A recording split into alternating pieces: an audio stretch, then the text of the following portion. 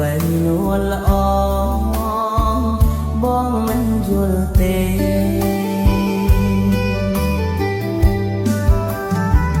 ទូរស័ព្ទបងអូន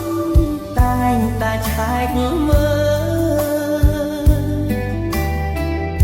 ប្រចាំគ្រប់ពេលមិនលួងថ្ងៃណា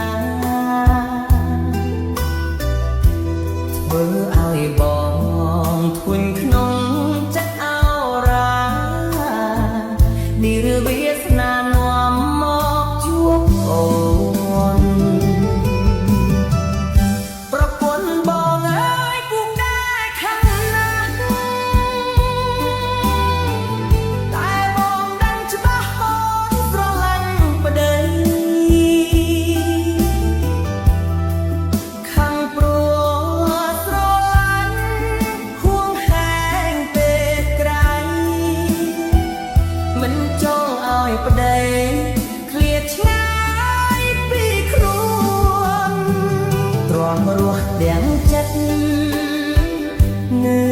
មានពុក